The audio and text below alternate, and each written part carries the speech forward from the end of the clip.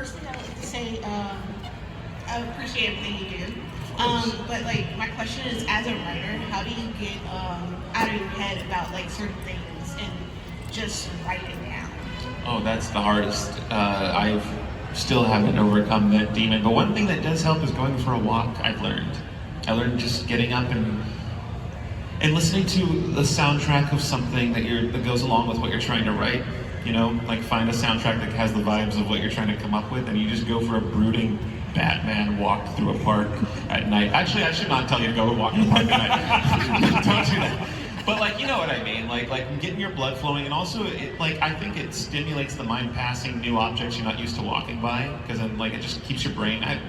You know, it's like you fall asleep at the wheel and you're going slow, but then you're kind of more awake when you're going. It's like your brain, like, I think going for a walk is like a combination of that plus like getting your blood pumping, and then you have the right music. It's game over most of the time. I'll find something, you know, to write about. I hope that helps. Yeah, that's really the only thing I do. I don't know much more else than, and coffee. I drink a lot of coffee. I shouldn't recommend drugs, but coffee does wonders. I love it so much. I used to be Caucasian when I started drinking it. Anyway, thank you. Thank you. Hello.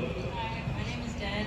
I'm currently a digital art student at LSU, and I have this problem where I commonly get into like art blocks or like creative blocks. So I was like wondering, like, how do you overcome that? And like, yeah. Definitely. So yeah, definitely either walks or sometimes I'll start explaining an idea to. I have a writer friend of mine, Adam, who also works on. He's the writer of Has Been and Hell of a Boss, and I've known him since we were very, very young, and I trust his opinion immensely. So I think if you have someone whose opinion you trust, you know, creatively, I would run it by them. And I think sometimes when you start describing a concept, even if you have a little bit of it figured out, as you're describing it, the tiles to the missing walkway start to appear. You know what I mean? And then you go, but then this will happen. But then clearly, now that I'm saying it out loud, then this has to happen. You kind of figure it out sometimes. I have figured out entire videos without Adam saying a word on the phone, and I go, "Thank you, Adam," and he goes, "Glad to help."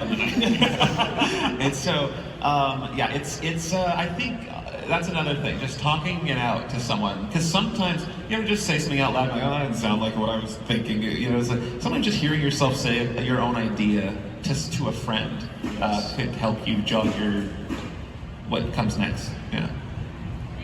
Yeah. Thank you. Hello. Hi, my name's Ashlyn, and have you ever considered filming a musical? Oh God, I'm so bad at musicals. I'm terrible. I like being in them.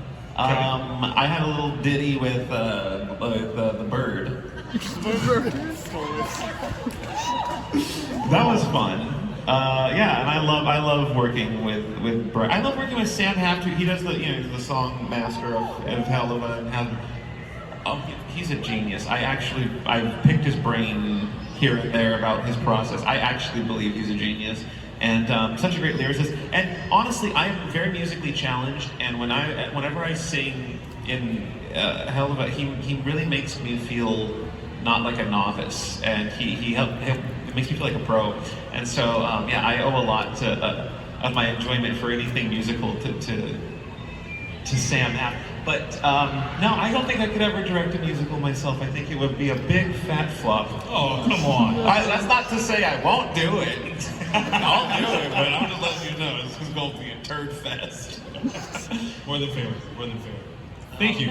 We've got time for only like 2 more questions, so I put it in the line. If you can, see if you can come visit Brandon at his booth. Hello. What's going on? My name is Thomas. Brandon, nice fit today. Thank you, Thomas. I know that while you were a kid in California, you were just kind of doing pop-up raves in abandoned buildings. And I guess I wanted to know, do you feel that your nature for like party planning in like these weird spots out of nowhere, do you think that helps you with your guerrilla style filming when you're out on location? I don't really plan party. Wait, in warehouses I play. I've heard you tell a story about. I know what you're talking about. Yes, and no, that was like high school. I mean, and it's still a skill. I know, and you know what we did. And now you're talking about the story where someone shot a gun at me. That's correct. Yeah. You know, someone held me at gunpoint one time, all the way. And you know what? I'm so sorry. I need to use the rest of this time to talk about this story. But someone held me at gunpoint, and I was in the desert. We used to hold raves in this abandoned hotel in the middle of the desert. You had to park your car and go walk nearly like a mile or something to this place. So you could murder someone out there and get away with it. And we would hold these parties out there. And one day there was these 4 teenagers with shotguns. And I tried acting tough in front of my friends. I was like, my dad owns this land. You got it. You're the ones who have to. They fired that gun passes. Then they got on a quad and they held the guns at the back of us as we walked back to our car that whole mile on this bumpy dirt road. And that's the story. But anyways, has that helped me film videos? It definitely has helped me be a lot more brave in danger, because after going through that, I definitely feel like a lot of other stuff isn't as scary. And so, I'm sorry, I had to go through that again. I haven't talked about that story in a long time. Wow. But yeah, so that's funny that you knew about it though, because not a lot of people saw that. That's one of my favorite stories. I too have been held at gunpoint, so I feel. You have, really? Oh yeah, I used to work on Bourbon Street for a while. Is that not the? Oh my God! I'm so that is the most horrible feeling having that happen. Oh, well. Hey, look, we're both here. Yes. They failed. Trauma bonded. Thank you. Absolutely. Thank you. Can we squeeze out this one? Can we squeeze out one more? Okay, my friend wants to know if you were an introvert as a kid.